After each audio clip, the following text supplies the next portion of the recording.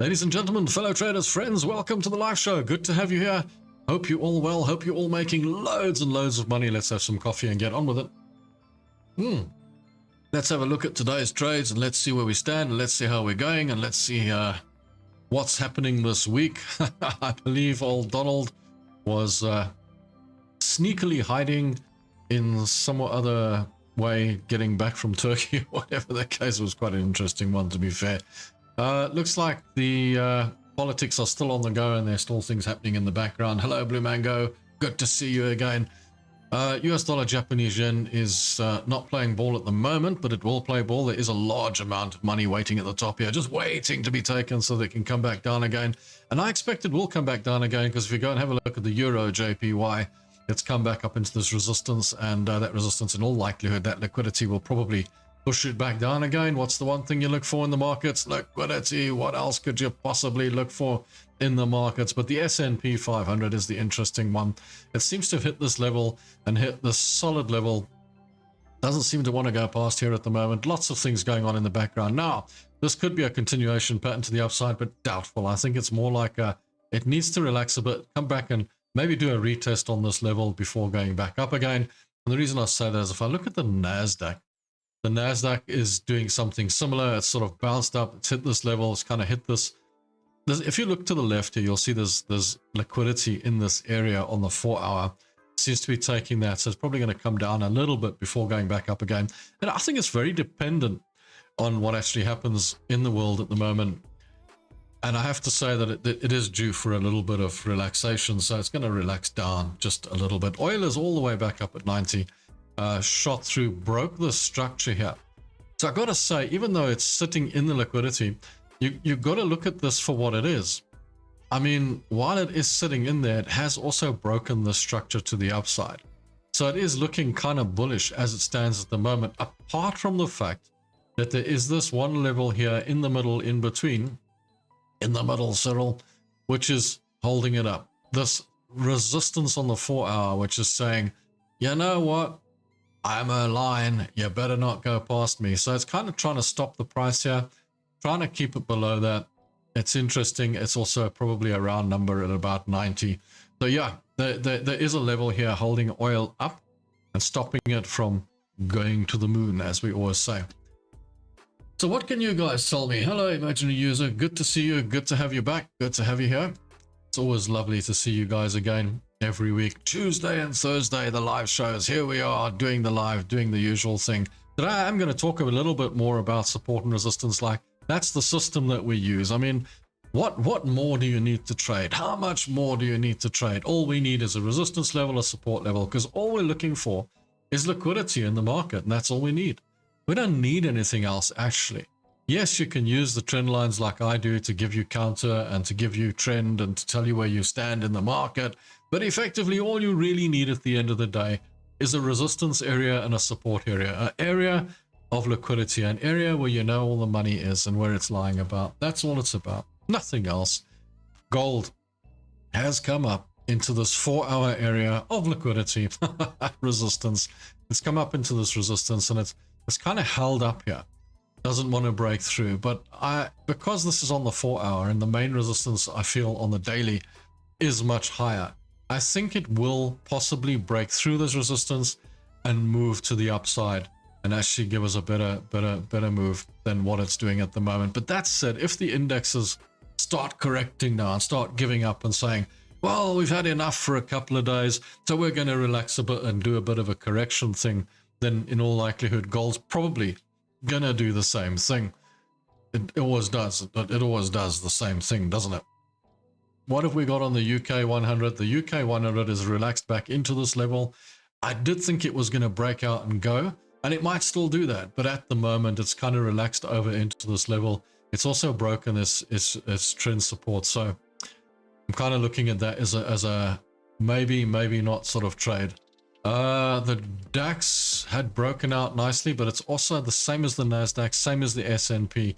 Hit this level at the top here. That's a solid level. I mean, there you can see it clear. The line is shouting at you, you can't go past me, I'm a line. So yeah, it's hit that line, it's hit that resistance level on the 4 hour, and it looks like it wants to break to the downside a little bit rather than continue on up. But do be careful of this this flag pattern here, because that's what it is, effectively, bit of a flag pattern. And these are continuation patterns that comes along, breaks to the upside and continues on. So, you know, be careful of the flags. The flags can depict that it's going to continue on long. The reason I'm saying there might be a bit of relaxation is because it's very high in the market, very much all-time highs. And there's a lot of things going on in the background. So there's a lot to think about when it comes to these trades. So you can't just jump in and go for it. US dollars out there. Oh, I'm looking for another long trade on this. If it breaks through this trend resistance and gives me a signal to the upside, it came down. I did take a long. It took out my stop loss. Bully for me. And then comes down, breaks down to the downside. I thought it's actually going to break down even further. Broke down, but it's come back up into the level. Now, this could just be the retest, and then it goes back down again, or it could break through this trend resistance and shoot straight up. Now, you can actually grab it here, or you can wait for it to come out of the support level and go. I'm not confident that the Rand can get much better than this. I don't think the Rand is going to get stronger and stronger and stronger. It shouldn't anyway. But if it does, then so be it. And we'll just have to see how that goes. If it drops down here and it keeps on going, then you're just going to have to accept that the Rand is getting stronger because the market does strange things. But as it stands at the moment, if it breaks to the upside and breaks through that trend resistance, it's probably going to go up. Yes, I am long. I'm long on gold. If I look at my gold trade, I'm long on gold and sitting long on gold for a while now. I've actually been sitting on gold all the way through this drawdown. And I'm actually quite confident that it's going to still go up. But, you know, I've been known to be wrong. My main reasoning behind gold is this, fundamentally. Let's not look at the charts. I mean, the charts, it's bounced off support, it's going up, it's broken structure, and it's moving to the upside. It has hit this interim liquidity, this interim 4-hour resistance, which it needs to push through. So technically, it's neither here nor there, it's 50-50. But fundamentally, I mean, it's been up at 5,500, 5,600 levels, dropped all the way down to 4,000. That's quite a huge correction. It's had a decent correction, and it's looking to bounce back up again. So I'm, you know, of the opinion that it should actually give us a bit of a bounce. So yeah, I'm long on gold at the moment, sitting long on gold, and I intend to stay with it for quite a while. Bitcoin is coming down. It has hit the trend resistance, broken to the downside. And it's just stuck between this 58, is it 58, 59,000, 65,000, 66,000 level here. Just stuck in this range, going nowhere. But this is more like a continuation pattern for me as well, where it's going to go to the downside and go crashing down to the ground. I mean, that's kind of where I look at it. That's what it looks like to me. Funny though, all the indexes were looking a little bit bearish this morning.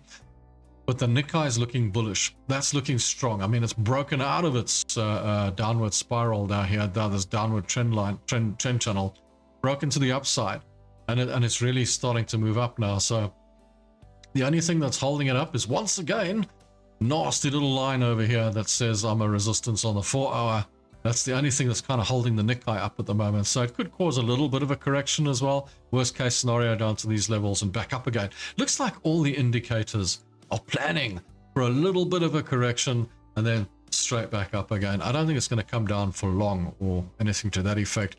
This Euro-Japanese yen does look like it's going to come down, but if you want to be sure, I mean, you can always take a trend and just draw it through here. Just wait for it to break through that trend before you jump into any short trades. But I'm looking at the possible short right here as it comes out of this level with a nice red candle to the downside, giving us a run back down to the bottom here again. So there's a good possibility of that trade. I don't think people are going to be that confident in buying the Japanese yen long for the longer extended period of time. The ASX 200 had an insane run to the top all the way, kept on going, and then it's just hit this level here. Once again, got to be careful of, this could be a flag pattern. This could definitely just be a flag pattern here where it could break and go to the upside. So do be careful of that, but it looks like it might roll over and come down and do a retest before it goes up. But if it doesn't, then it's a continuation pattern straight up. That's the difficulty of trading. Everybody thinks trading's easy. Trading is easy. Trading the charts is easy, and taking trades is easy.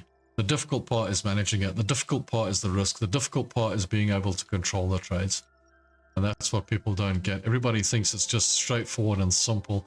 And I've gone through some tough times in my trading career where, I've been doing this for 34 years. And by the way, for those of you who don't know me, I'm Rob. Been doing this for a long time. And I've had days and I've had weeks and I've had months where I've thought, what the hell am I doing? Why do I still trade? Am I insane? What am I need to stop this now, But I keep on going and I keep coming back because I'm addicted to it and I enjoy it. Now, I get the times when I'm insanely profitable, and I get those times where I struggle a bit. And those are the times when your mindset changes, when your psychology comes and starts working against you and it starts pushing on you. When you go through those tough periods, when you go through those moments in your trading, what I normally do in a situation like that is I just sort of take a little step back from what I'm doing and I just have a rethink. Maybe stop taking trades for a few days and just think about, what am I doing? What am I doing different to what I was doing last week? What has changed since last week or last month or whatever the case? Why am I struggling on these last few trades? What's going on? Is it me that's changed? 9 times out of 10 it is. Or is it something else in the world, something else out there that's changing it? Is it Donald Trump's tweets? What's going on? What's causing me to have these difficult moments? And then you can look at your situation. When you step back, it's always clearer. When you're in there and you just keep on going, keep on hammering, you tend to hammer the nails in and you tend to whack your nails. You tend to whack your fingers. You tend to hurt yourself more if you just keep on, whacking your head against the wall. And it doesn't help looking for the next best shiny tool or the next best thing to come out. It really doesn't help. You're going to end up, at the end of the day, with the same problem that you had previously if you find the next shiny tool out there.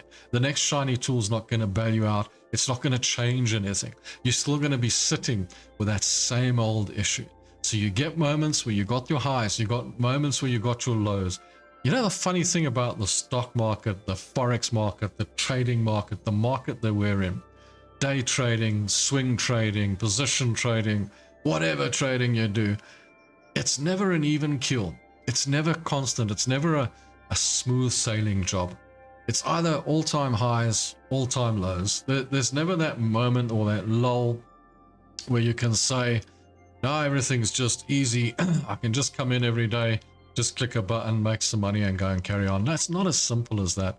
You got your good moments, you got your bad moments, and that's it. But yes, you can make it easier for yourself by coming in, choosing your trades, leaving your trades in place, and let it become a more consistent thing in your life. In other words, stop worrying about the highs, stop worrying about the lows, start worrying about the end game, start worrying about the profit at the end of the day. So nowadays, even when I have a really good profit, I don't jump around and get too excited about it. I accept that I made a really good profit and it's probably going to pay for the next few losses at the end of the day. And then when I have a really biggish, well, my losses are all the maximum, they're maxed out, they can't be big. But if you have one of those losses where it takes out your stop loss, you just accept it. And you know that you're losing less than you're actually winning on the other trades. So that doesn't hurt you as bad. Aussie dollar, New Zealand dollar, I did say this morning this might be a pretty good trade. Boom, boom, boom. I love the missed you guys. Love it. Kind of looking forward to the shows every week now. Thank you, Blue Mango. I haven't had access to the internet. Identifying a pattern real time isn't easy. Glad you're back online now. And love it, love it, love it, love it. Here's the thing. That comment is important. Identifying a pattern in real time isn't easy. And that is true. That is absolutely true. Whether it be a pattern, whether it be a candle, whether it be a support and resistance or anything to that effect, it's much simpler for someone to show you on a computer like this and say, this is what it looks like and this is what you should have done and this is how it should have been. Which is why I'm not a big firm believer in backtesting. Most of you guys that know me will know that I'm a big fan of forward testing everything rather than backtesting everything, because backtesting, what's that going to tell you? You see, if I backtest this system and I go back, I don't know how many months, and I say, well, if I go back to this point and then I take a long trade, this is what's going to happen. You see there's bias with that, because when you backtest the system, when you start backtesting, you already know subconsciously where the Aussie dollar, New Zealand dollar has landed. You know it's at this level. So when you go all the way back and you start your backtest, you know exactly where it's going to end up. So you kind of got bias and you know exactly what you're going to do when you take the trade. So you're going to push something along that way.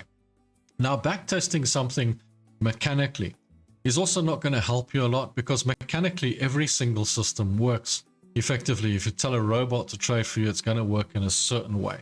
So all the systems work. But what actually happens in real life is you try to apply a system. And when you're applying that system, you throw in a whole load of psychology, and you throw in a whole load of fear and FOMO and fear of missing out and all those other things that you really don't want to do. So now you're mixing your personality into a standard robotics system.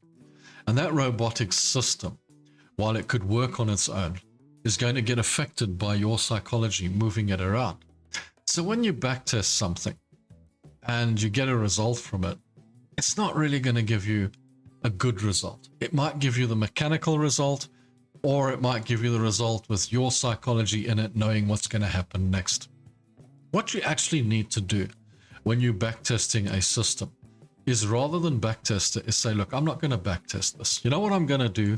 I'm going to carry on trading like I always trade my system. I trade with support and resistance, or I trade with Fibonacci, and that's what I'm going to trade with. And now I'm going to go and test the Ichimoku system and see what happens with that. Because somebody told me that it can make millions and it can really do well. So I'm going to go and test that system. But what's the best way to do that? And the best way to do that is to forward test it. Now you can do one of two things. You can forward test it with your real money, which is totally up to you. Or you can go and find some form of demo account and forward test it that way on the side. The difficulty with forward testing, though, is when you're trading with your normal system, it also gives you bias on the forward test system that you're forward testing. So the other way to do it is to test it with your real money, but with smaller amounts, or one or two trades here and there, and just see if that system actually works as well as your system. But you can choose. You can either say, well, I'm going to try it mechanically on the demo and see how it goes, and then I'm going to take it and try it with real money and put a few trades in amongst my normal trades and see how that goes, see if it works with that. Then forward test it. Because you know what forward testing does for you? It tells you how you've applied it with your mind, how you've applied it with your psychology, how you react to that system, and if that system works for you. Because not every system works for everyone. In fact, some systems will work for me, but they won't work for you. Some systems will work for you, but they won't work for me. I've seen a couple of you on Telegram mention the Renko candles, for example. I'm just going to use this as an example. I hate them. I despise them with everything in my bones. I don't like using them because they don't give me the information that I like to find in the charts. Okay? I like my old candles and wicks that I can see, and the movements and whatnot. I don't like this smoothed out thing. But then there are others of you that love them, that find it the best thing since sliced bread. This is the best invention ever for you, and it works for you. And that's why I say people are different. This is something that works for you. It's something you like. It's something that seems to work for your trading. So stick with it and do it. Don't not use it because I hate it. And I'm not going to use it because I don't love it, right? So there you go. That's as simple as trading gets. Find the strategy, the system that works for you, and then apply what I always tell you guys. And this is so important. You know, this is the most important thing that you're ever going to hear.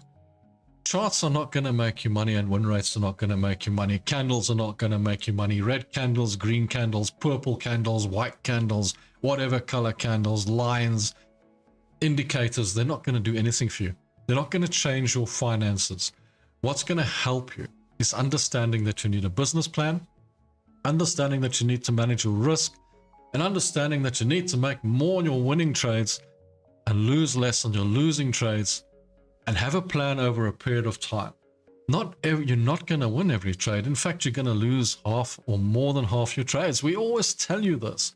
Nobody wants to believe it though. As I've told you guys a billion times, 75% of traders lose on leverage trading, just trading on the H4, the H1, the D1. If you start trading on M5, 99% are going to lose. And I get that statistic quite simply because this has been tested over and over and over again. And the 75% that I imply is not exact. In other words, it's somewhere between 69% and 85%, depending on the time of the year, the time that of volatility, what's happening in the world, what's going on, what's not going on. I mean, that could increase exponentially. If we had a crash tomorrow, that would increase exponentially. But if we have good times, it reduces down to the 69. So it's just an average, the 75.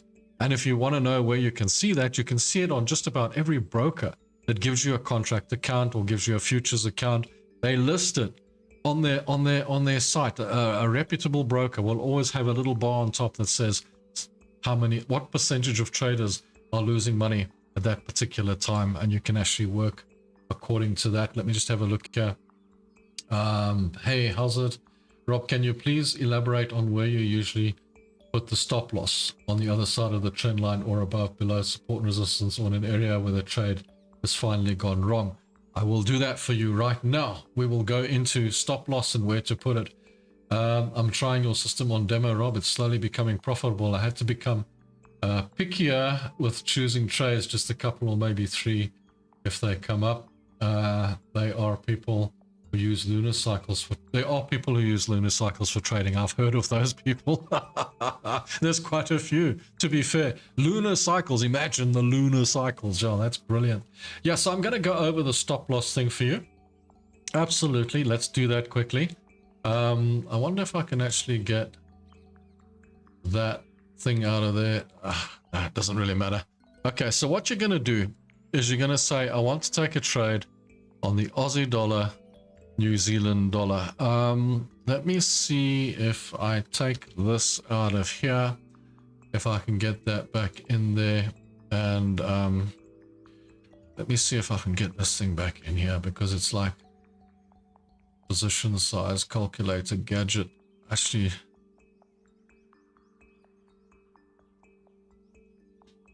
want that back in there. Let's put that there. Let me just see what I get here. It's not giving it to me like that. It's giving me a headache. Let's take that back out there. Aussie dollar, New Zealand dollar, Aussie dollar, Aussie dollar. It really is giving me a headache. It doesn't want to come out there, so I'm going to try it again. Control N. See if we can get it back on here again. Come on. There we go. That's what I want to do. That's just easier to show you how to put your stop loss in place. All right, so we got a, I'm not even sure what kind of calculation it's got on it or what kind of setting it's got on it, but I want to show you how you can position your stop loss, because that's what you've asked for. And we're not going to use lunar cycles for this, definitely not, because lunar cycles, guess what guys, lunar cycles don't work.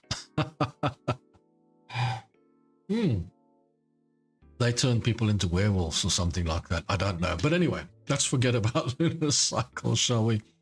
If you're looking to place your stop loss, let's say you want to take a long trade on the Aussie dollar, New Zealand dollar. Now, as Imaginary said just now, I'm using your system, becoming profitable, but I'm having to be more picky with my trades. And what that implies is you have to be patient with your trades.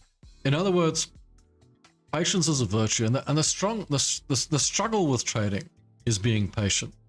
Being patient is the most difficult thing. Waiting for trades to come to you, taking trades and then holding on to them. And you know, when you take a trade, I mean, the most frustrating thing is you take this trade, you say, oh, I'm going to take this trade on the Aussie dollar, US dollar, and I'm going to go long. And then you take the trade and that candle doesn't move. It doesn't do anything. It just sits there and says, I'm a candle. I'm not going anywhere. I'm just going to sit here and do nothing. In fact, do you know what? I'll even go against you a little bit just to give you a bigger headache. So that's what happens when you take a trade.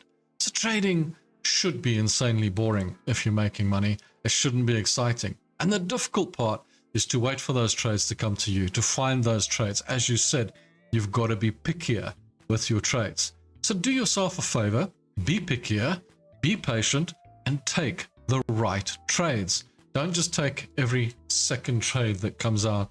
You don't have to trade everything in the market. You know, if you find that you need to make more money and you find that you're not able to find enough trades in the market to make you more money, you're thinking, oh, I can only find 1 or 2 trades and I'm not really making a great profit in the market. What should I do? Well, then all you've got to do is think to yourself, okay, if I'm only going to take this many trades in a year, then what I need to do is risk more per trade so that I can make a bigger profit, right? So just work on what you think you'll be able to do and what you think you won't be able to do.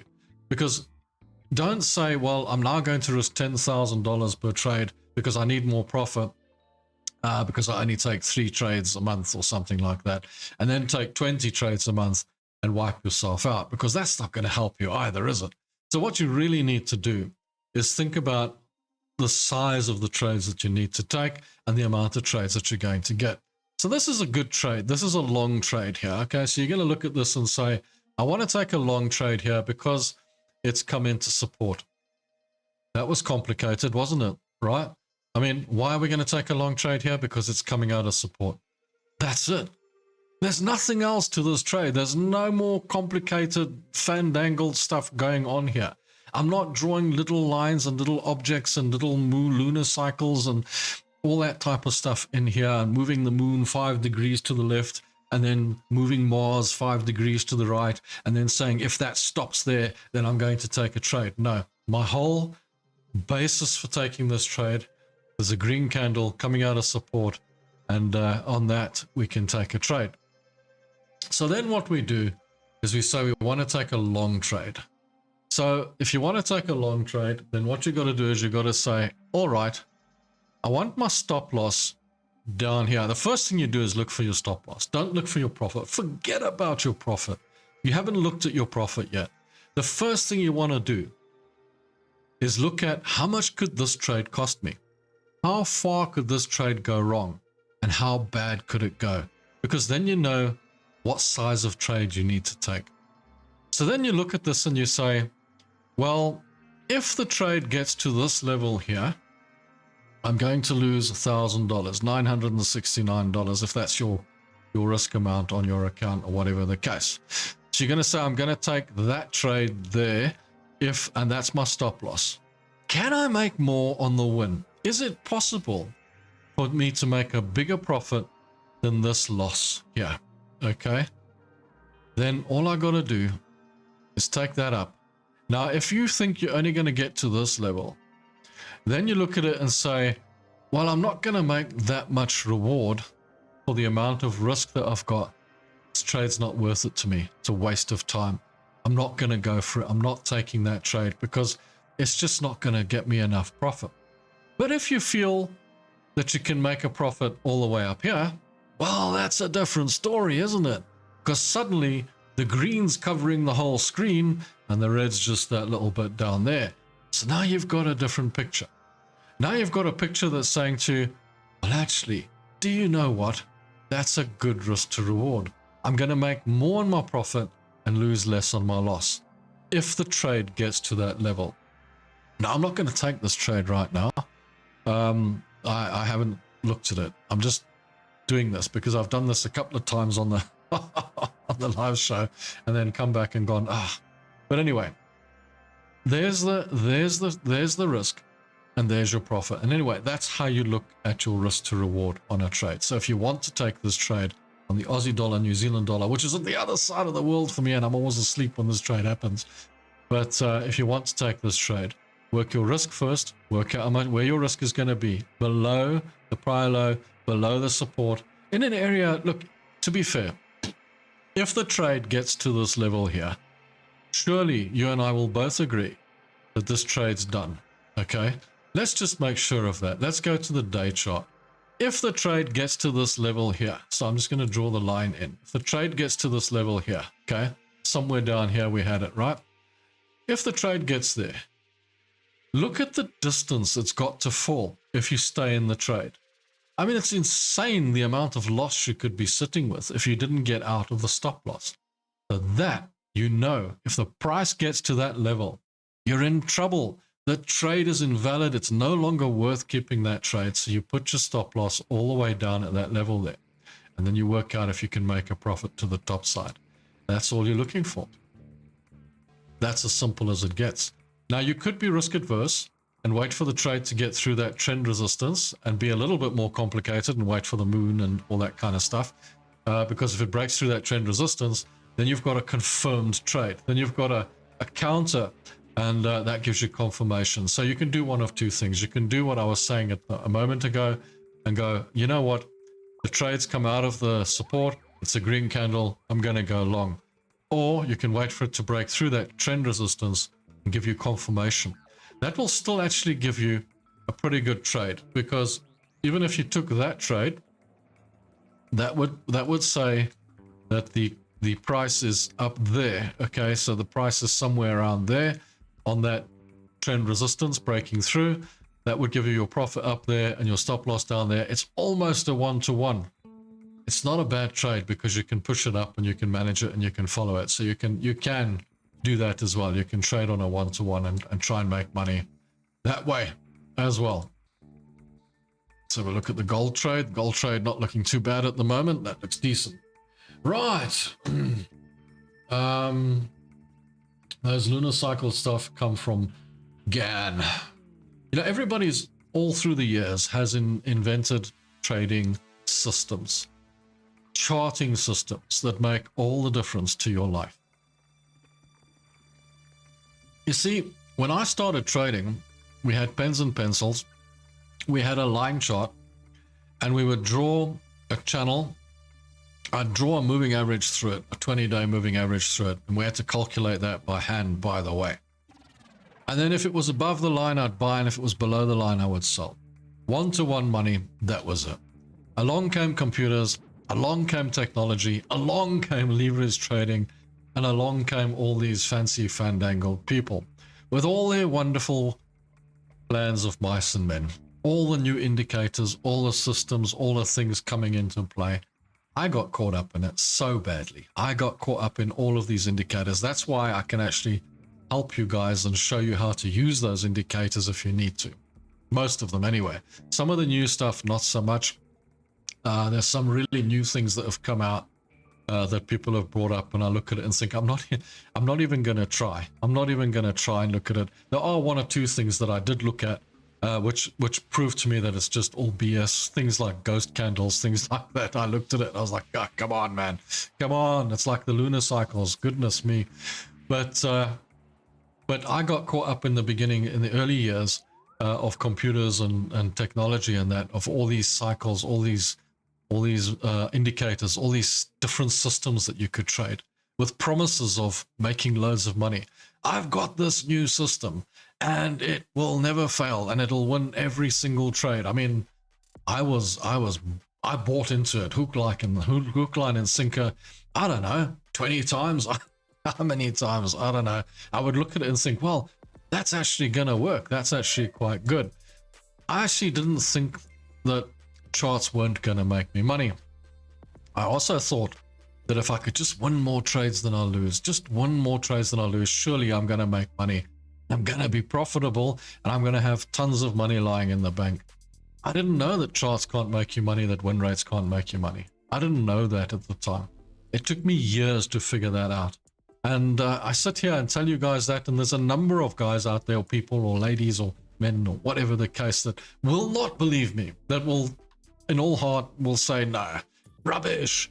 Of course you can make money trading, because I know that you'll say that, because I said that when the guys used to say to me, Rob, you need time in the market. And I used to say, nah, rubbish. Everybody can, there must be ways to make money trading, man. You just win more trades than you lose and you'll just make money. And if I win 8 trades out of 10, I'm a genius. I'm a brilliant trader. I must be the best in the world. And then you look at your profits and you think, but why aren't I making money? What's going wrong here? Why aren't I making a profit? You know, surely I won 8 trades out of 10, and how come there's no money here? What's going on? You know, you can be as good a trader as you want that way, but you don't realize that what you're actually doing is kind of scalping. you're kind of making less on your profits than you should be. And 9 times out of 10, it's because you're just taking profits and saying, well, it was a profit, wasn't it? It was a good profit, when in fact your losses are massive because you're hanging on to your losses.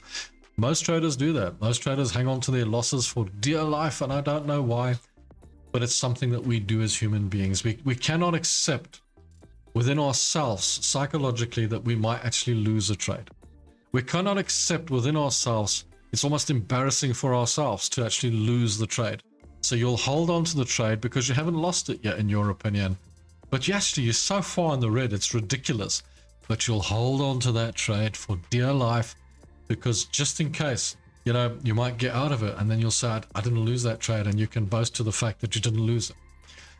And those are the trades that are going to hurt you. Those are the trades that are going to take your money. So you have to learn somewhere down the line, you have to learn to take losses. Somewhere down the line, you have to learn to walk away. Somewhere down the line, you have to learn that if you're going to lose, you're going to lose a few of your trades. And then you start working on making those profits.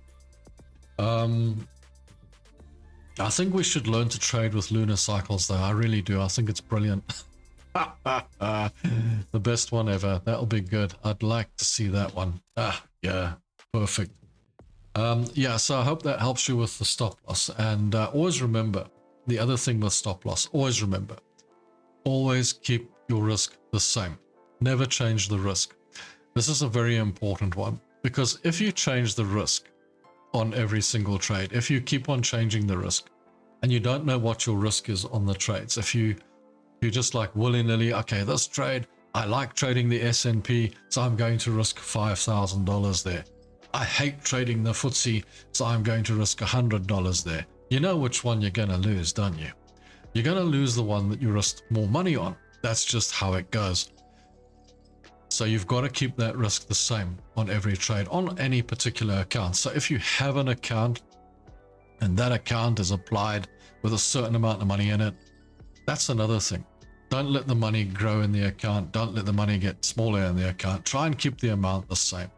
Or make this decision, this conscious decision. And that is, it's a $100,000 account. Whether it's got $80,000 in it or $120,000 in it, it's a $100,000 account. Work on it and apply it to that.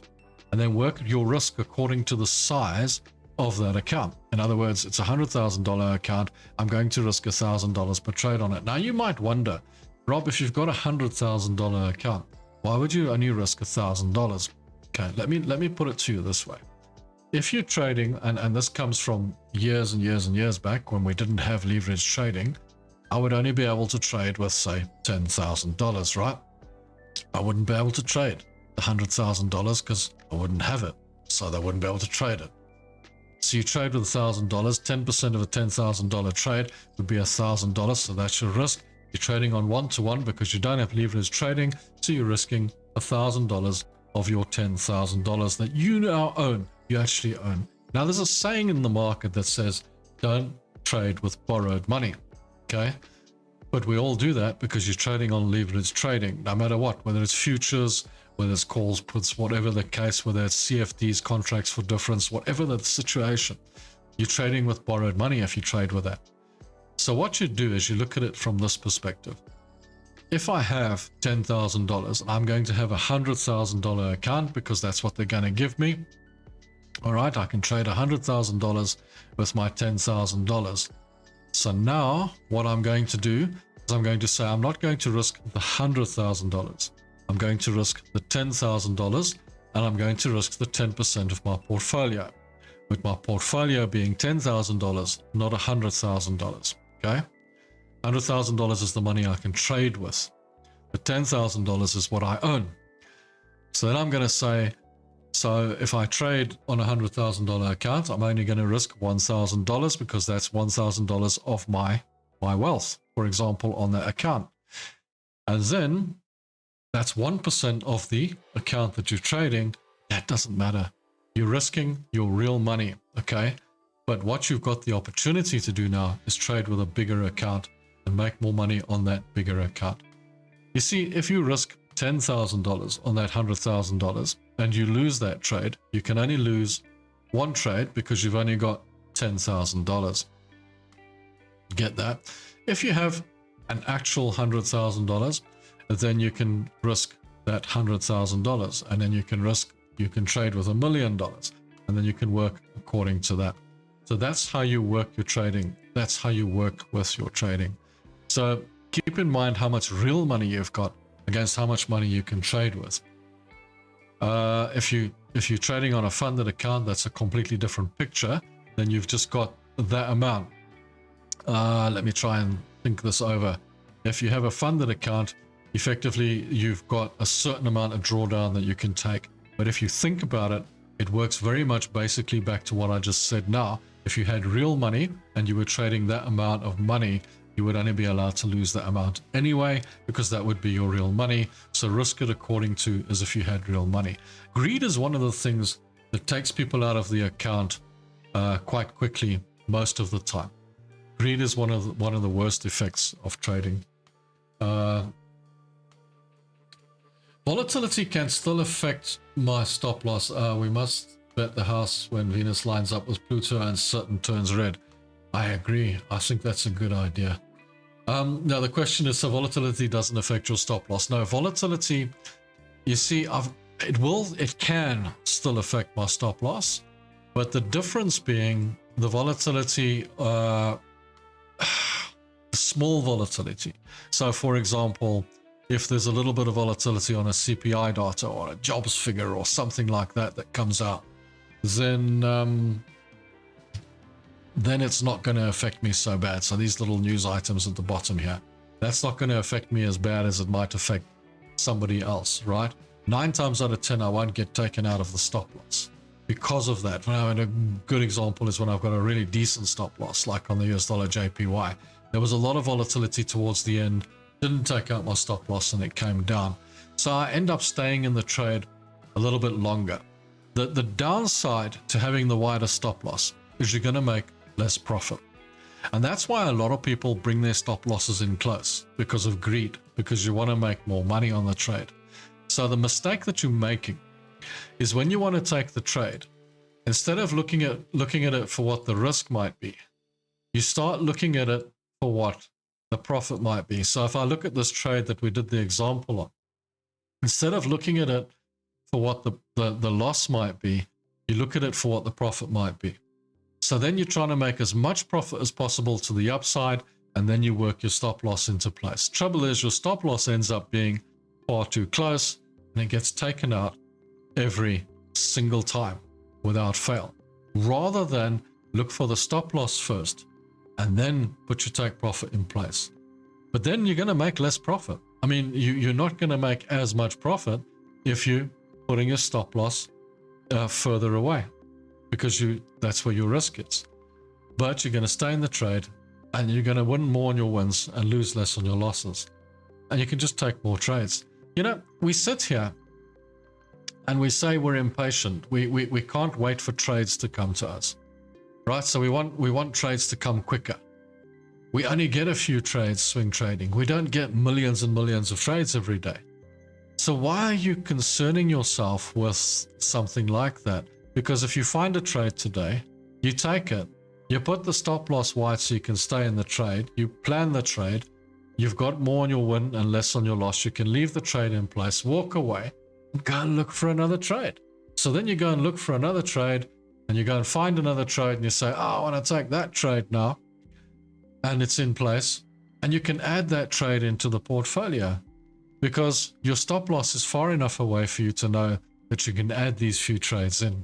And you can actually top up your trades. Instead of having one trade, you can end up with 5, 6, 7 trades on the go, and they're all staying in place and they're all making you money at the end of the day. Whereas if you keep getting stopped out, you look for a trade, it takes you so long to find that trade. You find that trade, you get stopped out within a few hours or the next day or whatever. What's the point? What's the point of even looking for that trade? What's the point of even being in that trade? You see, that's where the problem comes in. So yes, it's better to stay away from the volatility as much as you possibly can. Try and put your stop losses in an area where you know that even if there is a little bit of volatility, the possibility of it taking your trade is a lot less. Okay, there's always the possibility. I mean, I've seen some insanely horrible red lines, as I'm sure you guys have as well. green lines, red lines, whichever way, depending on which way you trade it. We like to call them red lines because in general, it's normally the red that goes against us. But anyway, in my case, maybe not so much because I like trading short. But, you know, I've seen some incredibly big candles like, you know, these candles here. But even this candle probably wouldn't have taken out my stop loss. I did get taken out on the US dollars ZAR. And let me just go through that trade for you. So here's a losing trade, okay, where my stop loss actually got taken out. But look at where my stop loss was. So for me, I looked at the ZAR and I know that, you know, that it should actually, the ZAR should be weaker, okay, but it got stronger. But why was I taking this trade? Well, it was very complicated. It was in support and it was going to jump out of support. Okay, so I took the trade. I thought, well, great, here we go. It's going to jump out of support and go up. It did the other thing and it broke through the support. My stop loss below the support, below any prior lows. Okay, so it was in a reasonable place. Probably not the best, but a reasonable spot. I probably should have put it just a little bit lower than that and made the mistake of keeping it in the round number, but it was still pretty much in an invalidation area. And I really, in hindsight, could have easily added another 20 points to that stop loss, but it was still in a good spot. Got taken out and it's come back off of that, which is the most disappointing thing ever when you're taking a trade. It's gone back up to this trend resistance here, and now it's testing and coming back down again. Good chance it'll still come down and break through there, and I'll be more comfortable with what happened. But if it breaks to the upside, I'm just going to take the trade again. I did try to put the stop loss in a safe area, but here volatility actually took it out. And it was quite far away, to be fair. I mean, the stop loss was in a decent area. It was far enough away. It seemed pretty safe, but it wasn't safe enough. So you still lose some. But that's in hindsight. I mean, I often think to myself, I could have just put it just a little bit further away, but would that have helped? Who knows? Who knows at the end of the day? Still got to play out. So yeah, putting your stop loss in the right place is going to make a difference to your trading somewhere down the line. US dollar, Canadian dollar, I'm thinking that it's actually coming back into its old level between 135 and 140. So I'm thinking this is going to be a reasonably good short trade, but we do need to see a little bit more conviction from it. At the moment, it's just like tiny little candles here in indecision and not much happening. So I'd like to see a little bit more strength from that as well. I don't want to just jump into this as it's coming out of this level or breaking through this level. I'd like to see it give me a little bit more direction. A good way to do that, by the way, once again, let me show you once again another fancy little trick here. You just take the trend line, draw it through there, okay? That's a trend support, and then say, well, it's coming out of there, it's breaking down, it breaks through that trend support and heads down. That's just confirmation that it's heading to the downside. If you want to wait for that, if you're really risk adverse, it depends how risk adverse you are. You know, for some of us, if I just see a long red candle coming down here, good enough for me. That looks like a decent trade. But for others, you might want to see a little bit more. So you might want to put that trend through there and just see that it's breaking down through that trend support before saying, yeah, okay, I want to take that trade. So that's entirely up to you on how you feel about trading. If you're more risky, less risky, you know, how much you want to risk and that sort of thing. It really does depend on that. It's dependent on the individual at the end of the day. Euro Great British Pound was another interesting one, which it sort of broke down, came back up, went through this resistance again, back up to the upside. It's coming back down into the support level here. It's kind of an unknown in the liquidity. You're not sure whether it's going to now carry on breaking to the downside or it's going to break up. But I got to say that from a trend perspective, it's kind of broken to the downside and it looks kind of weak. So I wouldn't be going long on it, let's say. Let's wait for something to happen there. US dollars that we spoke about just a few moments ago. Then here's the thing with the NASDAQ. That's actually quite interesting, and that is I can draw it in a block form as well, but I don't want to draw too many lines all over the place. But if you look at that on the 4 hour, there's definitely a resistance level there on the 4 hour that's developed. and it's taking that money, there's a good chance that it's going to stay in this level and come down again. So just be careful on the NASDAQ if you are long on the NASDAQ. Nick says you had to double his stop loss with Trump in office. Well, like I say, you know, it's not so much a question of make the stop loss bigger. It's more like look for that invalidation. Look for that area where you think, look, if the price gets there, I'm long. It's like, let's say I take a short on this NASDAQ. Let's say I take a short here. So I want to go down. I want to take a short. I want to sell this down now. I'm going to put my stop loss in there, all right? But probably above that prior high over there. Probably just above that level there, just over there, which is quite a decent distance away with a view to take profit there. That still gives me a good risk to reward. I don't have to put it all the way up here. I mean, as far as I'm concerned, if it's up there, it's probably already. And then, but the trouble with this kind of stop loss, okay, and this is what messes people around, is now you're heading for the next resistance. You're really close to it. You're thinking, if I get out of this now, I'm wasting my time anyway.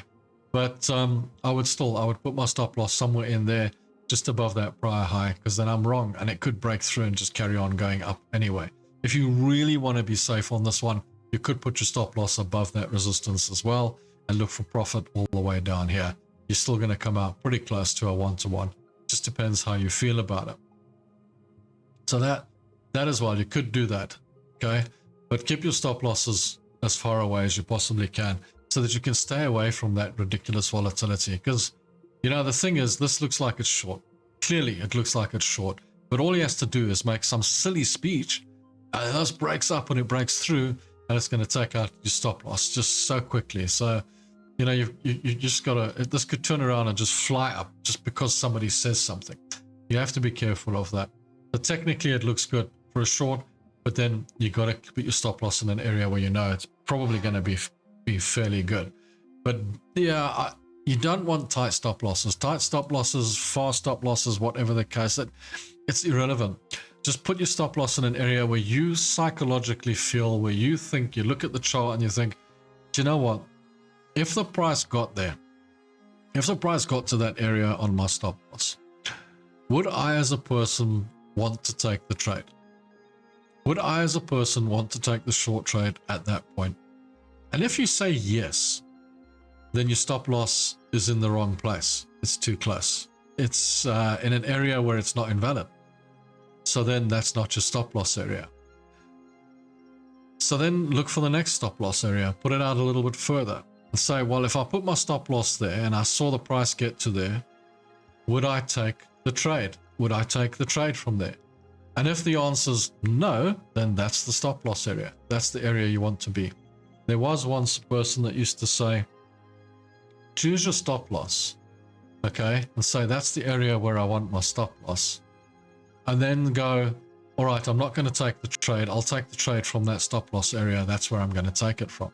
But then that just sort of defeats the object, because then, you know, if you're answering the question, I would take the trade from that stop loss area, then yeah, you could wait for that stop loss. But if the answer's no, then it's not supposed to reach that area, is it? So just ask yourself that question when you're putting your stop loss down. If I put my stop loss down there, would I take the same short trade from that stop loss? Yes. Oh, okay. Then it's in the wrong place. I need to push it out just a little bit further. It's an easy question to ask yourself. And if you're honest with yourself, you'll get your stop losses in the right place. Not too difficult when you think about it. Just ask yourself these questions when you're doing things. Do you ever use the average ratio to determine the proper stop loss? No, I do not. I never use the average true range. I did use it, try it out. Obviously, I tried all these damned indicators out like an idiot. But yeah, no, I don't. I do not.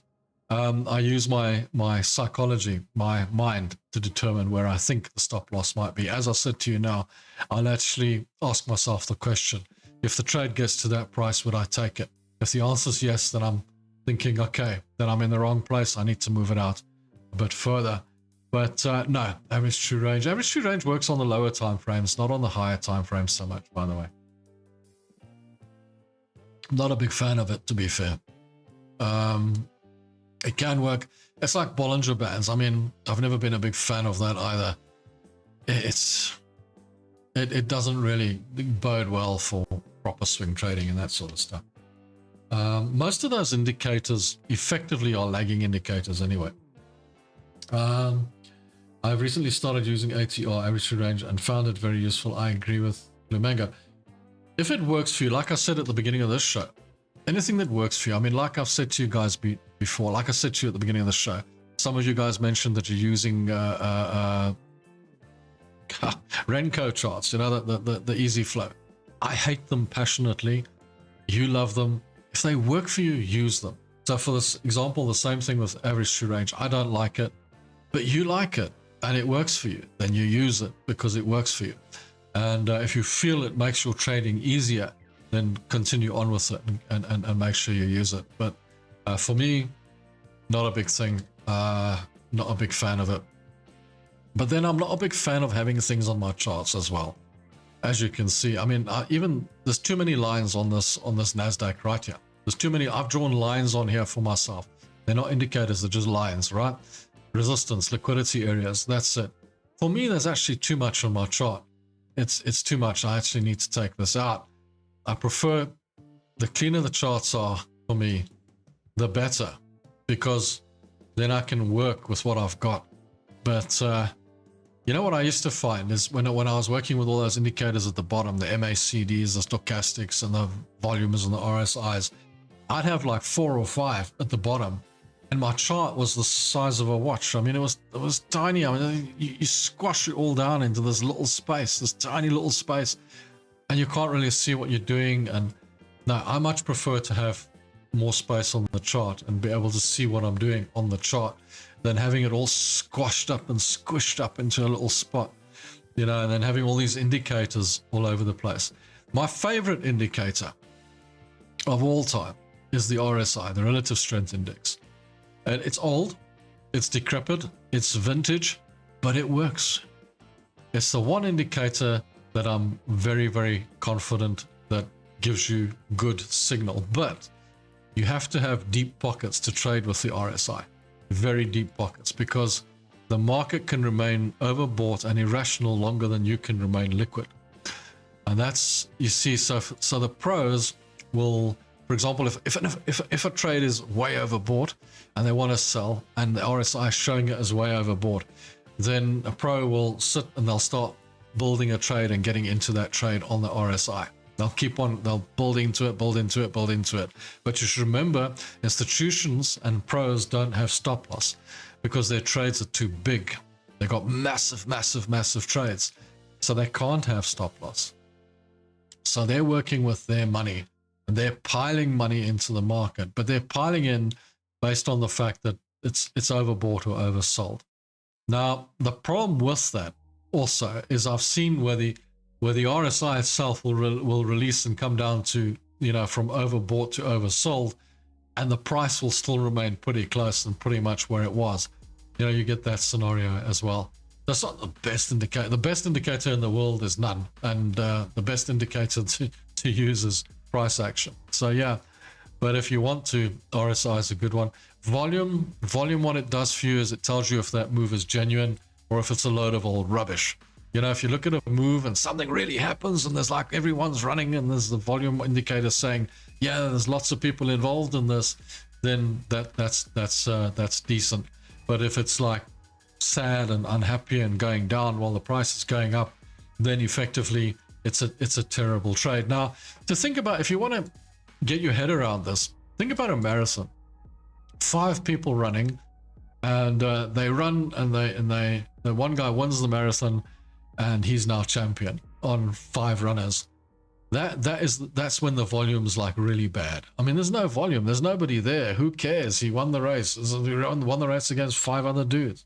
But if there's 1,000 people in the marathon, and somebody wins that marathon, that's worth something. That's worth something. That means everybody was there. That actually was real. That was a real marathon.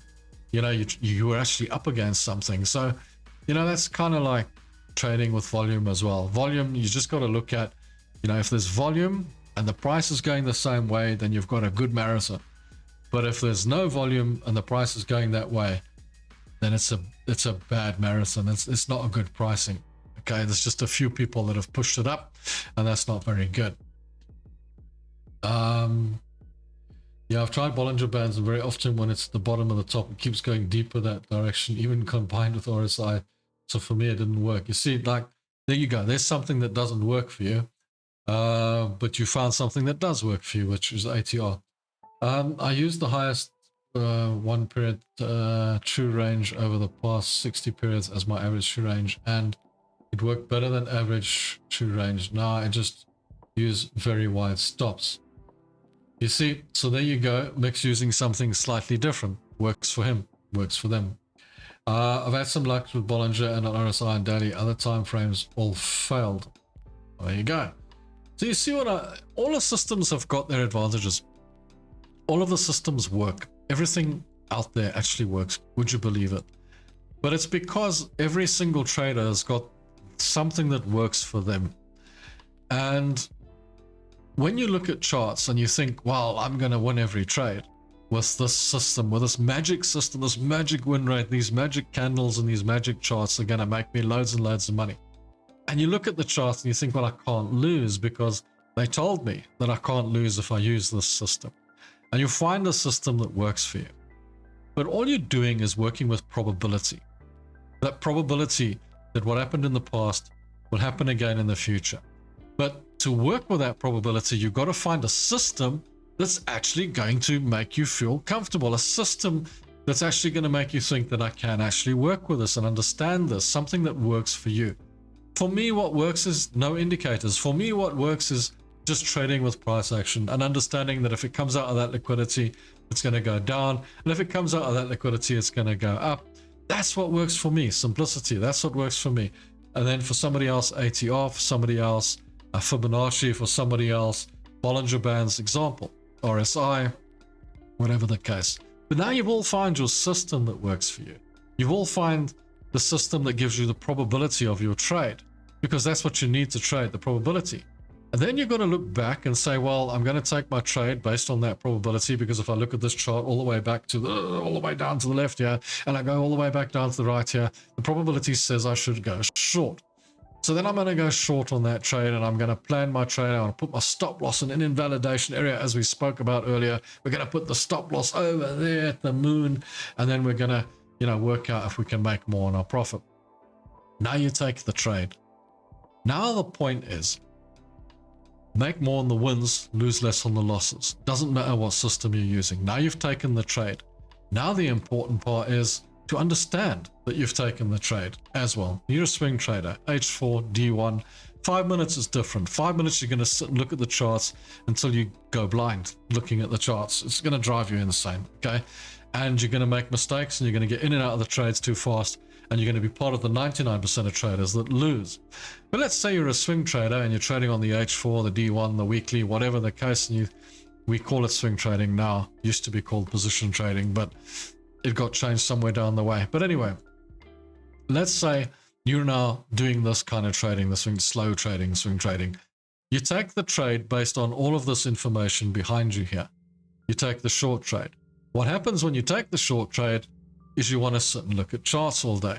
So now you're sitting here, you've taken the trade, that candle's doing absolutely nothing. And instead of doing nothing, it actually says, you know what, I'll go green because you went short. So you start only looking at that little bit of the chart. You forget about all of that part on the left. You forget about it. That's the part you used to take the trade. You used all of this to plan your trade. All of this, you used it. You said, well, if I look at that, that says to me I must go short. So you go short. And when you go short, you only look at that bit on the end. You take all of that out. You just look at that. And you say, ooh, it's going green now. I took a short. I took a short on that red candle, and that's going green now. What am I going to do now? So now you start rethinking your whole trade. You start replanning your whole trade. You start thinking, do you know what? I need to get out of this trade. I've taken the wrong trade. And you're sitting here looking at this chart. But what you should have done is actually something very simple. And that is, I've planned my trade based on all that information. I take my short trade, and do you know what I do? put my stop loss in place, put my take profit in place, close it, and walk away, move on to my next trade, whatever that might be. Walk away, or don't look at the charts at all. Go to the beach, go and have lunch, go and do your thing, go and do whatever it is you do. Make YouTube videos like I do, or something to keep you busy, to get you out of it. Play games, do something, but don't sit and look at the charts. You come in, you look at the charts, you see what trades you want to take, you plan your trades, you take your trades, you put them in place, you go and do something else. You can come back a couple of times a day and see what's happening, but just be careful of the psychology of you come back and you see the candle going against you and you only look at that part of the chart. No. Train your brain to look at the whole chart. Train your brain to look at the entire picture, not just that bit. Because when you're taking the trade, you're not just looking at that bit, you're looking at the whole chart. Think about that for a moment. Every single one of you, when you take a trade, looks at the whole chart. But when you're in the trade, you're only looking at the end of the chart, because that's where the price is. That's where you're losing your $2, your $5, your $10, your $10,000, whatever it might be. That's the bit that's making you insane. But you've forgotten about all of that stuff on the left. You're now only caring about what's happening on the right. Put your trade in place, put your plan in place, live by your plan. You know, if you were going into a battle and you were the general, you had all these people going into battle with you, and you had a plan, and you took this plan, you said, right, what we're going to do is we're going to run and we're going to charge that building over there, and then we're going to take it over because John's going to go in the left and Peter's going to go in the right, and I'm going to go through the door in the front, right? And then halfway towards the building, you change your mind and you think, oh, wait a minute, they're shooting at us. That was a bad plan. Everyone run, go back. That's what you're doing with trading, you see. You forget about the plan that you had. The plan was going to work, but you change it halfway through. It's not going to work anymore, is it? You're going to change the plan, right? So stick with what you decide. Stick with the plan.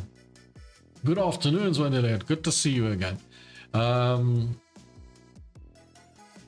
It's amazing that Bollinger Band has worked for you on daily. That's actually quite interesting. I did try and trade it once before, many years ago. I also traded it on the daily, to be fair. I wasn't that impressed with the entire thing. And yes, you trade it with the RSI. It's probably the best way, I suppose.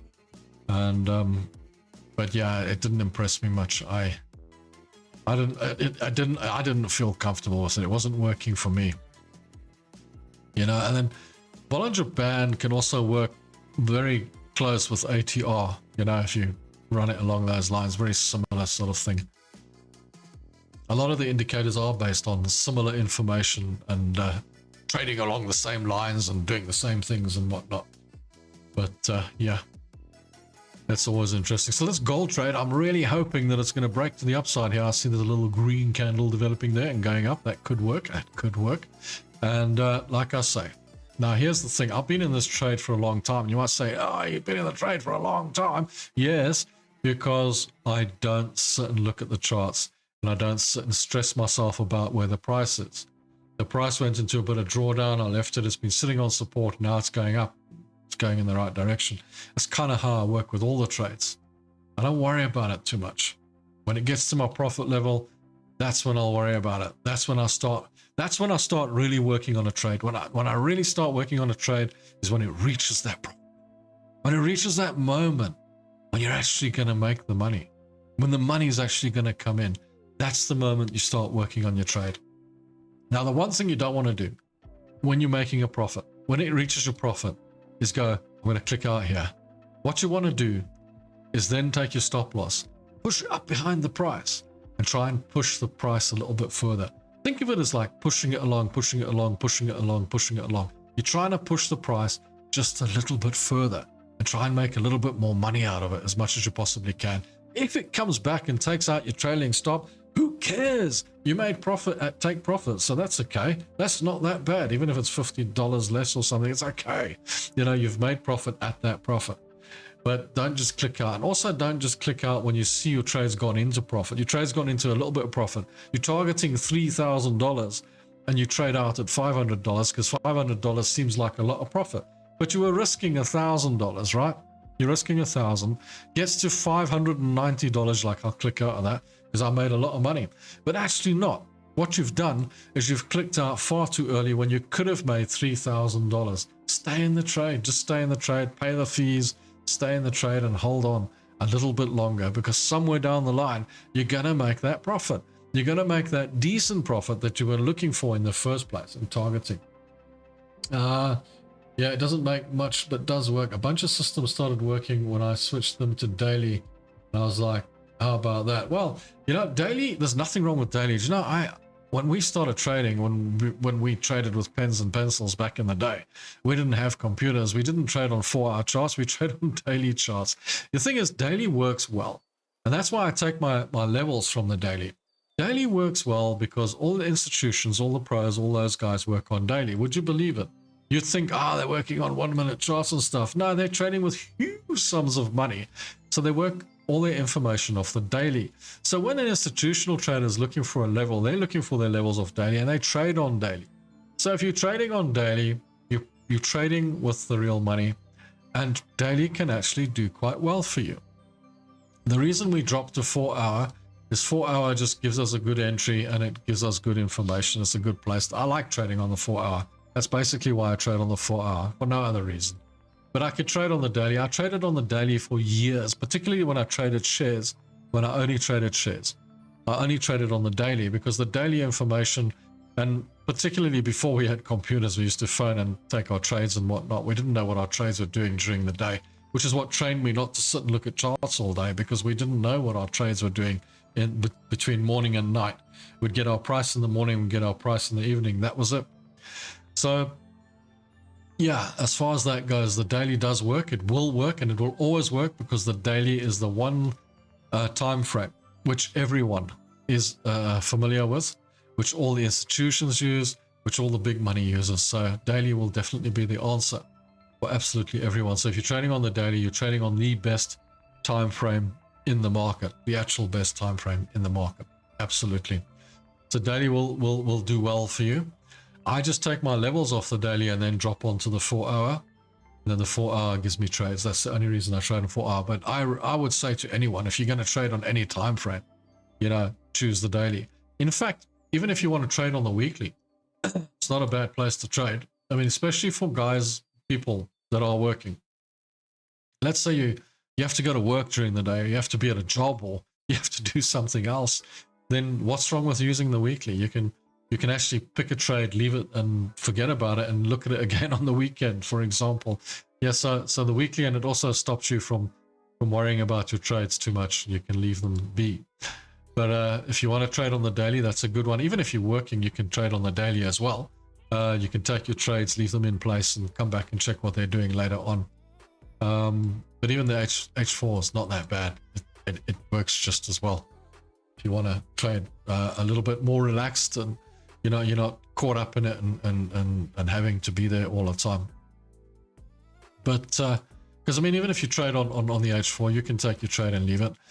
This morning I was saying that this JPY is going to go short there. It's starting to turn around, starting to go short. Where's the Euro JPY? Should be coming out of the resistance. There you go, coming out of the resistance. Why would I go short here? Right?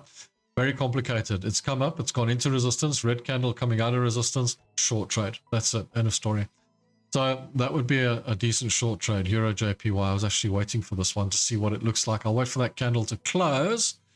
And if that candle closes on a red, could be looking at a decent short trade there. So Euro JPY. So if you're looking for a trade, there's that. There was that one, and there was another trade that I was looking at earlier today, which looked like a decent trade. Besides this Aussie dollar, New Zealand dollar, this looks like a good long trade, looks decent, looks like it's coming out of there as well. And then of course we were looking at the US dollar ZAR. If that was to break to the upside, but it's not, it's given the red candle, so it's doing the retest thing, so stay away from that for now. US dollar, Canadian dollar, that looked like it's breaking down, so that might be a reasonable trade to the downside if you get a clear run to the downside. And then, of course, the NASDAQ was looking pretty short, even though you got a big green candle going up here. But I don't mind if this goes long, it's fine. But it was looking pretty decent for the short as well. New Zealand dollar, US dollar, that was a breakout trade coming back to retest. That could be a flag pattern. Could be a flag pattern. Let's just see what happens there.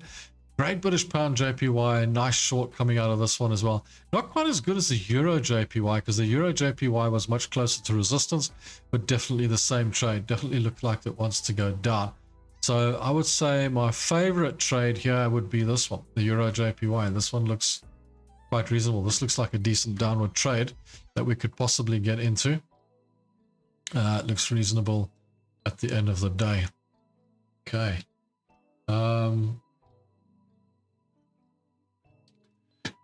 Most systems will work on the daily because most of these systems are pretty good or made for day. They're actually made for day. So I would say go with that. Go with it. Go with the daily trading if you can. I've got no problem with trading on the day. And look at that. If you were trading on the day on this Great British Pound JPY, look at the lovely trade, relaxed trade you've got. You can relax. You can literally sit back, pour yourself a gin and tonic and go, oh, I'll just sit and watch the charts all day. Yeah, no, that's great. No, look at that. It's come along all the way up here. You've got much more information. And you've got your support level. You've got your interim in the middle here. And you've got your major resistance level. It's come back up to the middle. It's hitting it, giving a red candle. And in all likelihood, it'll come back down to here again. And if it breaks through that, you can clearly see there's a gap down here that it still has to come back and cover up as well. So that'll be quite interesting as well. So it could come all the way back down to these lower levels here. You know, if you're on the day chart, there's nothing wrong with that. Day chart's a good place to trade. I traded there for many years. Traded on the day chart, and it actually worked really well, gotta say. I know a couple of people that actually trade on the weekly chart. You'd be surprised. And the weekly chart actually works. It actually works quite well. US dollar CHF. This is actually moved. I just want to move this. You can't, or, you know, that's the thing about trend lines. They're movable. They move around a lot, okay? Your support and resistance will stay in place for weeks on end. It'll just lie there. I'm a support, I'm a resistance, I'm liquidity. That liquidity will stay because the institutional money's put that liquidity in place. That liquidity is there. They're going to look for that liquidity. It's always going to be there. But trends, they tend to move around. The charts move around a lot. So you're going to get changes in trend lines. And trend lines, channels, but the channels tend to stay, but the lines tend to move around a little bit. So that's why I don't only trade with trend lines. What do I use trend lines for? I use trend lines between my support and resistance just to see if the price is staying in trend, or just to see if the price is breaking or countering that trend. That's all I use the trend lines for. Otherwise, I just trade out of the resistance and trade out of the support. That's all I do. There's nothing else to it. New Zealand dollar, Japanese yen. I just want to make that a little bit smaller. Boom, bounce. Yeah, starting to come down as well. But a little bit higher off than the others. I was looking at all the Japanese yen trades because as far as I'm concerned, it's time for the yen to go down, or to get weakened, or to, you know, or to strengthen, I mean, to go down to its levels. So US dollar, Japanese yen needs to come down to 150, which means all of the others will also start to move as well. Weekly trading has very wide stops, and you have to be insanely patient to be a weekly trader. Insanely patient. Imagine how patient you have to be to be a weekly trader. And you really gotta wait for those trades to come if you're a weekly trader. I think even trading on the daily is too much for most people. I would say, you know, I would say that, yeah, even on the daily, it's too much for most people. Most people won't trade on the daily because it's just too far for them and too impatient. They need to trade on 5-minute and 1-minute charts and, you know, like get things going and have charts moving on the screens and things like that. Do yourself a favor, find something else to keep you busy while you're trading, because, you know, trading is supposed to be boring. It's not exciting. Well, you know, it's fun.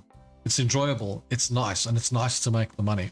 But what you find people doing is coming down, trading on the 4-hour charts, trading on the day charts, and then finding out that it's insanely boring, so they end up going down to the 5-minute charts and losing, all their money.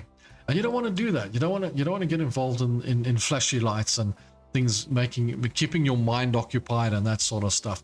If trading is the only thing you've got to do, you've got to find yourself a hobby. I found, like I've said to you in many of the live shows, so many people come and say, I get up at 3:30 in the morning to work out the markets and this and that and the other. And really, at the end of the day, you don't want to be doing that. What's the point? What is the point of getting up at 3:30 in the morning to work out the markets? You can work out the markets all day long. You've got so much time if you're a trader. You can sit and work out the markets any time of the day. You really don't need to get up at 3:30 in the morning to work out the markets. And this business of trading the first hour of the market, my goodness me. Wow. Okay, there are one or two people that can do that perhaps. But really, I mean, I'm going to come in and I'm going to trade the first hour of the market. I'm going to make all my money there, right? So every day I'm going to come in, I'm going to trade the first hour, sometimes 2 hours of the market. I'm going to make a couple of $100 every day. And then I'm going to go home and I'm going to be rich. And that's just how I'm going to trade. And then you do that and then you find out that that doesn't work. And you think, well, why didn't that work? They told me that was going to work. Well, here's the thing. You're going to come in and you're going to try that first hour thing. Thing is, that's also 50-50, right? So if it's a ghost candle they're using, or if it's the higher, if it goes past the prior high of the day and it goes up, then you buy long and all this rubbish, okay? So you follow that procedure. That's also 50-50. It's going to be the same as anything else, 50-50, right? So you get into the trading on that 5-minute chart and you think, oh, first hour I'll get in, and if it goes past there, then I'm going to, I'm going to go long, or I'm going to go short, or whatever the case, right? So you follow that procedure. And instead of winning a couple of $100, guess what? You lose it. And that's where the problem comes in, because now you have a decision to make, because you've gone past that first hour. Perhaps you've gone past the second hour, and perhaps now you're even going past the third hour. Do you stay and try and make the money back? Or do you pack it up and come back tomorrow and try and make it back? Both questions are right, because if you answer yes to I'm going to stay and try and make the money back, you're going to achieve the same result. And if you answer yes to I'll come back tomorrow and try and make the money back, you're still going to achieve the same result, and that is you're going to lose, because you've lost the money already. So now what you're going to do is you're going to desperately try to get it back on those 5-minute charts. You're going to desperately try and double up, okay? And because now you no longer next day, for example, let's say you do wait till the next day and you've lost $200. Maybe you've lost $400. It's no longer $200 that you've got to make the next day. Suddenly you've got to make $800, which is a huge difference between $200 and $800 that you've got to make in that hour, right? Because now let's think about this for a moment. If that was $20,000, then suddenly the much you've got to make because you lost the 20,000 is 80,000. Does that make better sense to you? Because now the picture's much clearer, isn't it? Because 200 and 800, 200, 800, but 20,000 and 80,000, suddenly that's a bigger picture. Suddenly that makes more sense, right? So suddenly you've got to make $80,000. So you couldn't make 20,000 the day before. You actually lost it, but now you're going to make 80,000 the next day. So you come in with all the best laid plans of mice and men, and you try again. And guess what? You lose again. What now? What are you going to do now? Now, the next day, the third day, you got to make $2,000 or $200,000, depending on what you risk. There's no way that it works, okay? No way that it works on this planet. This business of I come in and I trade for the first hour and I make my money and off I go. It doesn't work. Most of the time you're going to lose, right? Because you can't make money with win rates. You don't win more trades than you lose. It's all BS, right? The only way to take a trade is to put a position in place, put a plan in place, try and make a profit, manage a risk. That's it. There is no other way. You cannot, nobody can predict the markets. Nobody, absolutely no one. No one can depict what's going to happen next. You can't time the market. You need time in the market. You cannot time the market. Nobody can time the market. There isn't one person on earth that can time the market except the person who's an insider trader who should be in jail in any effect, because that's illegal.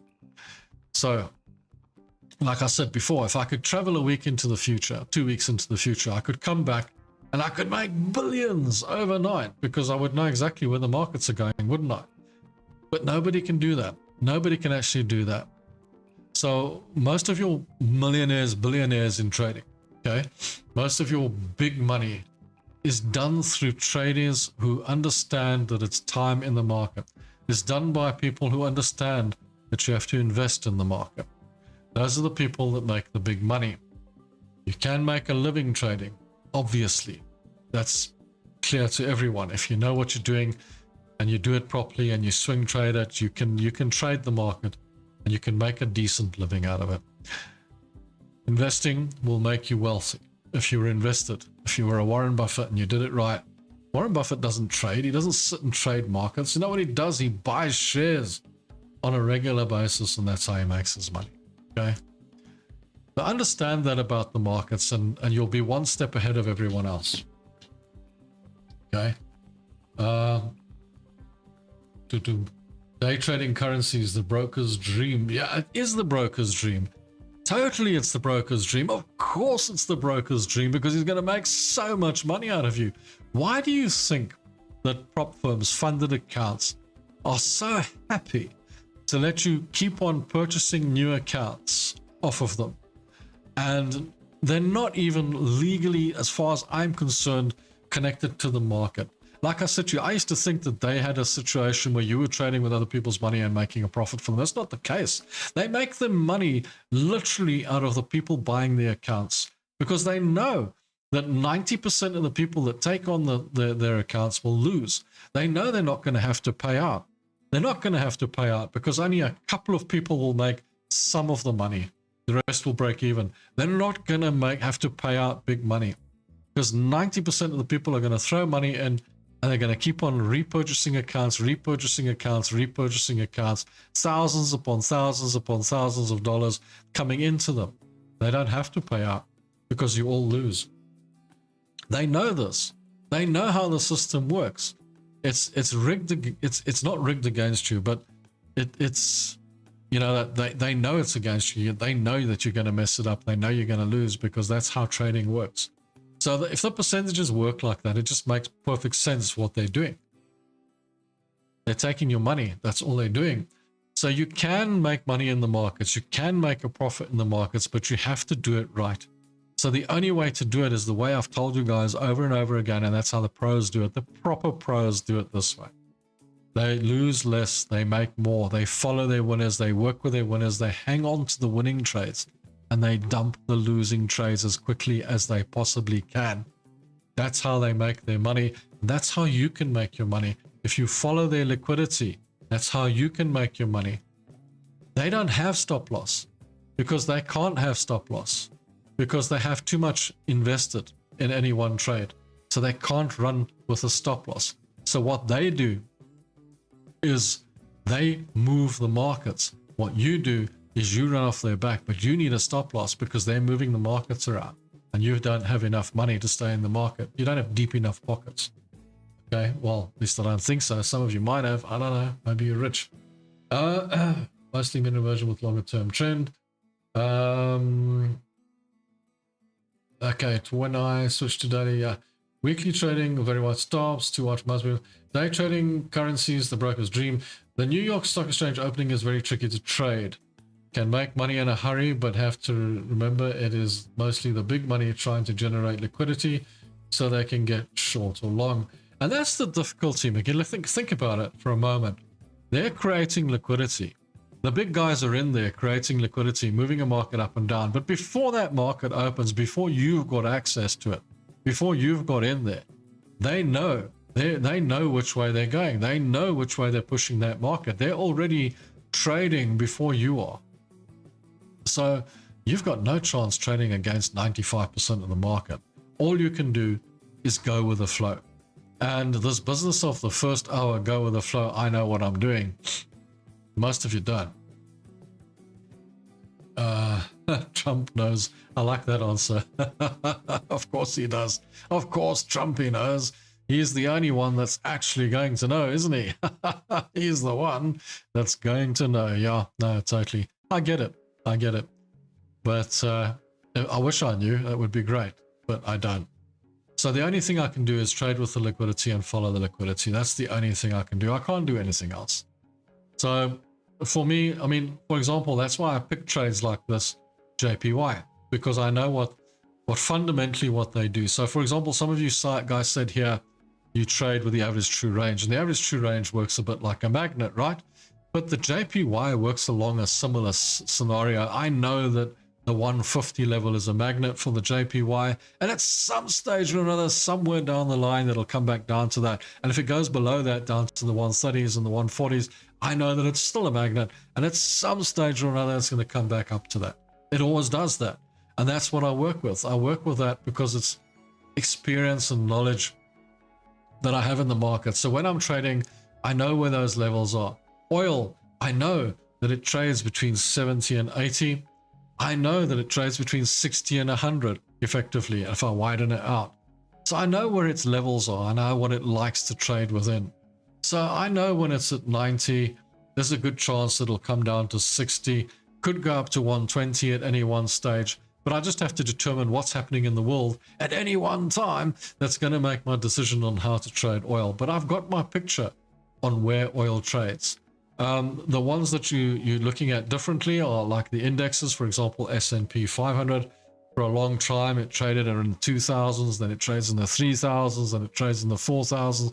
And slowly but surely, it builds its way up. The one thing I understand about the index of the S&P 500 is in all likelihood, over time, it's going to keep on going up, and it's going to keep on moving up year after year after year. It's going to keep on going up. So I have an investment in the S&P 500 with my shares, one-to-one money, spot, an exchange traded fund, invested in it, totally invested in it.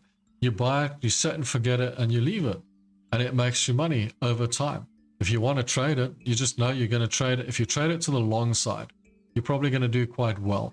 But there are points like this where it's at all-time highs, where you're at the risk of a correction. We're at the risk of the possibility of it going down. So like you said, you might want to trade on the day chart. So if you look at the day chart, you've got this move to the upside. You've got this range, which is a bit of a continuation pattern, a bit of a flag, and a breakout to the upside. So it's broken up to the outside on the flag. And it is looking rather ominous. And if I look at that, there's a small flag there, which is also a continuation pattern. So this could go up and keep on going up. But there is also a possibility, 50-50 in the markets, of a slight correction. So maybe this will come down again and come back down to these lower levels here at 7354. I was actually expecting perhaps a correction down to 7,000 again, but that hasn't happened. It's actually gone to the upside and it's quite positive. But how long will it remain positive? How long will it stay like that? It's due for a big correction. That's going to come soon. So just keep your eyes open for it and don't ignore it. Don't ignore it. Don't just let it happen. You know, just make sure that you understand that it can happen. Looks like the NASDAQ does want to try and go up, but there's a resistance here that's probably going to hold it and make it go down a little bit to the downside. Let's see what happens with that. Only Trump knows what's going to happen next. I don't know. He's got the crystal ball. Maybe the White House is full of little crystal balls and they can see what's going to happen next in the market. What do you think? Or is it the lunar cycles? I don't know. It's either the lunar cycles or everyone in the White House has got a little crystal ball and they can see what's happening next and what's going to go on. Yep, they know what's going to happen in the market.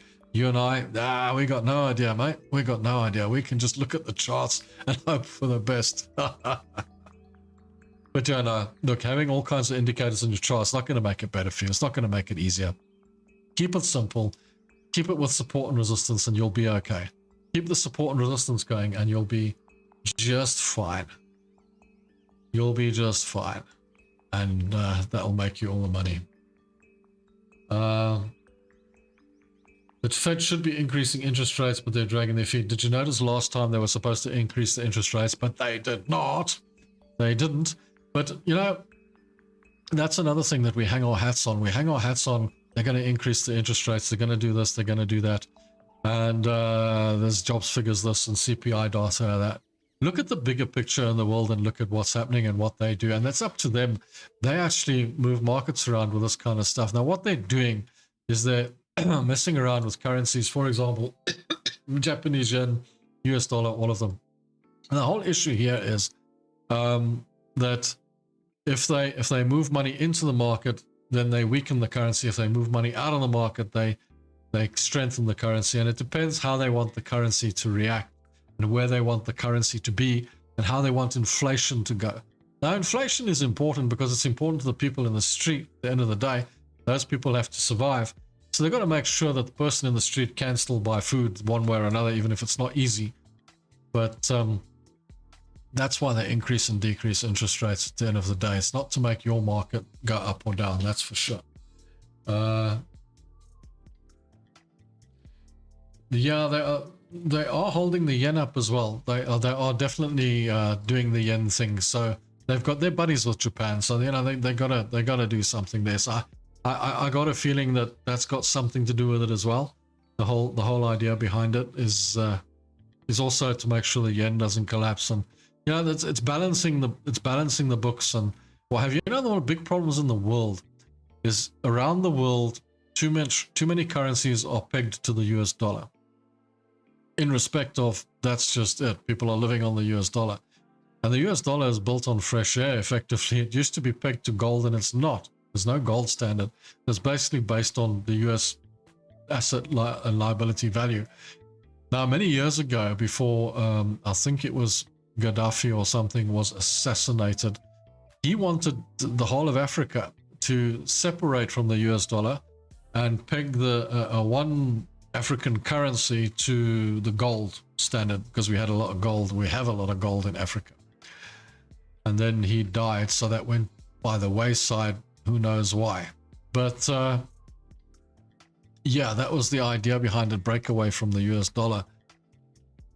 Because the mighty dollar is holding up the world, and they want to keep it that way. And if that falls away, it's going to be a problem. So that's why they've got this whole scenario of China and Russia and them trying to break away from it. They call it BRICS, trying to get their own currency together and try and change things around. But it's very hard to change momentum, because momentum's already there. It's already with the US dollar. So you can't really change it very easily, can you? Can't take it away. So yeah, like you say, they're afraid the yen's going to, because they got to hold the yen up. They've made promises to the yen, so they got to keep all those promises. And if it was the Chinese yuan or something like that, they wouldn't give a damn, because that's now, they're trying to move away from US dollar. The Russians are trying to move away from US dollar. Africa is trying to move away from it. And it's not working up till now. They're not able to. It's a lot of things out there that don't make logical sense to a lot of people. So yeah, it just is what it is. So best thing to do is just to trade simple, just to keep it simple. Don't overcomplicate it. Just look at the resistance, look at the support, trade off the resistance, trade off the support, and try to forget about all that stuff.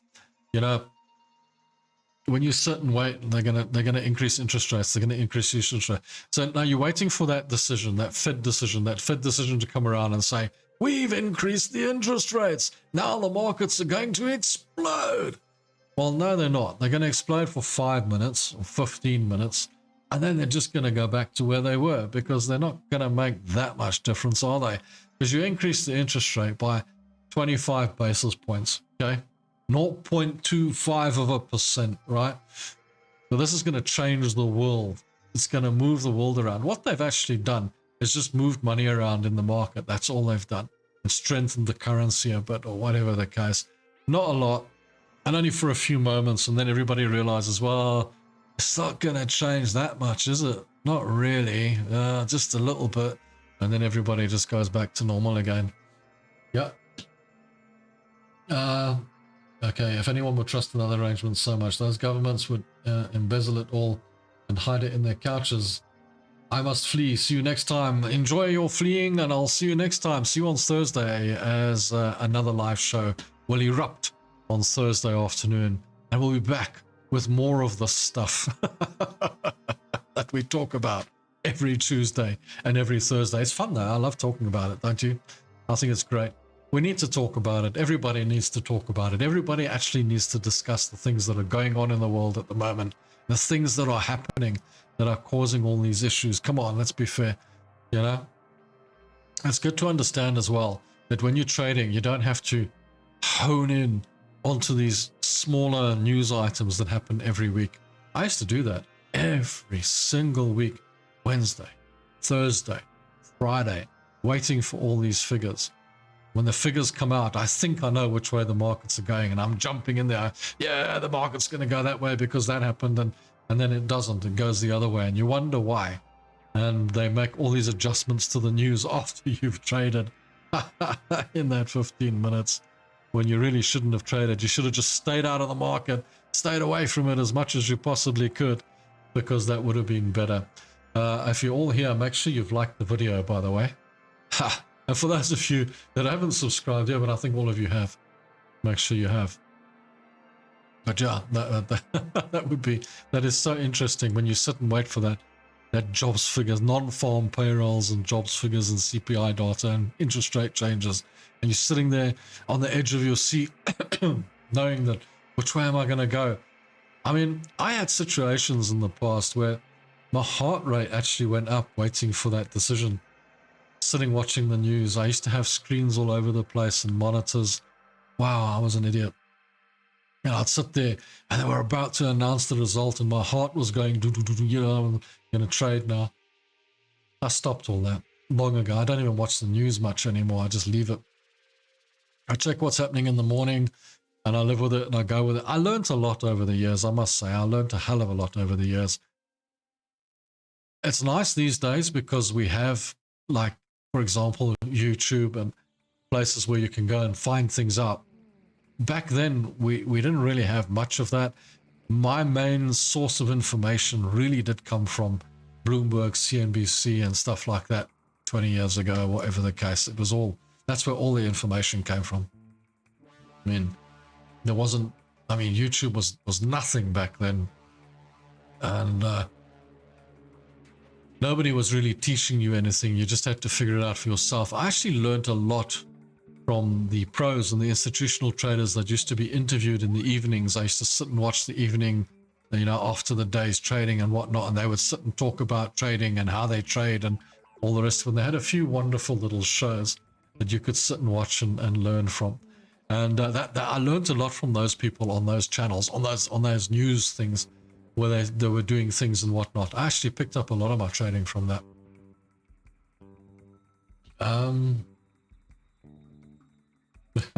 Wednesday is the CP lie report.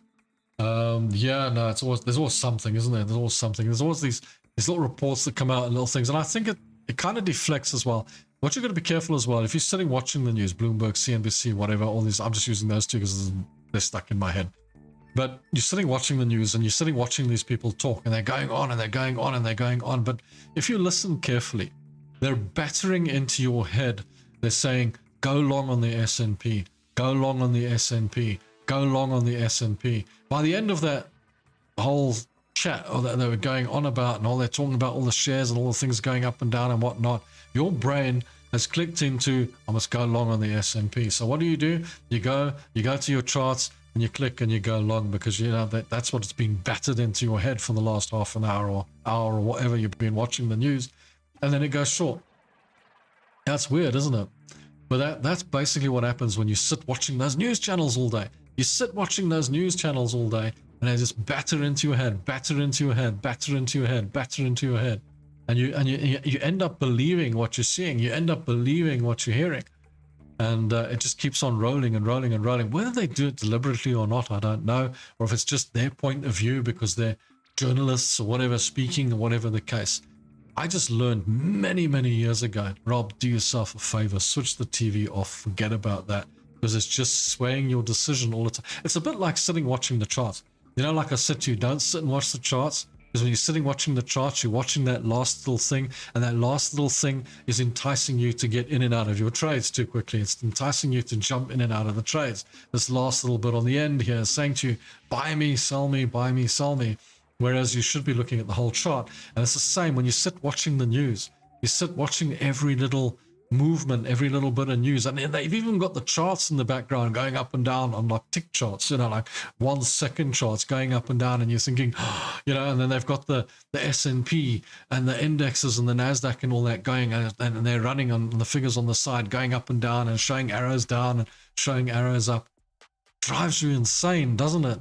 Because you're seeing that, you've bought into that, You've bought into that because you've traded, and you're watching that intently while you're watching the TV. And when you're seeing it going down, your heart's going, oh my goodness, and it's driving you crazy. Stop doing that. Just let it go. Just leave things in the background and let them play out by themselves. They will play out according to your plan, because you had a plan when you took the trade. You had a plan when you wanted to start trading that. So that plan's not going to change just because they said so. You know, that's one of the big issues you're going to get caught up in. Sitting watching watching those figures go up and down will drive you off the wheel, off the bend.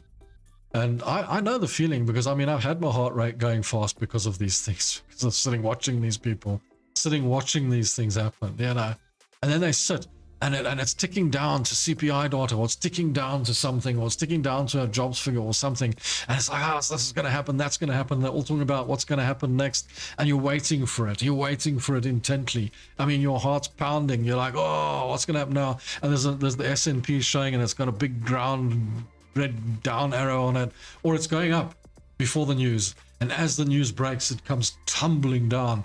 And it's just like your heart sinks because you were long, you know, that sort of thing. Don't do it. It's crazy. Doesn't work. Doesn't help. It's one of the worst possible things on earth that you can possibly do. I've had a few stocks pop by Kramer recommendations. Pops only lasted a day or two. Is Kramer still there? Goodness me, yeah.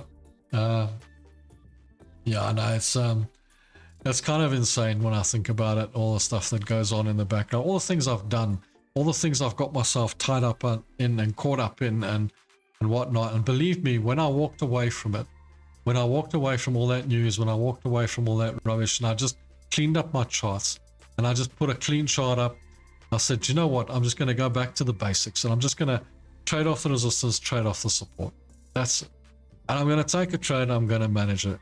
And I'm just going to try and make more and more wins. And it worked. It worked. I was shocked that it worked.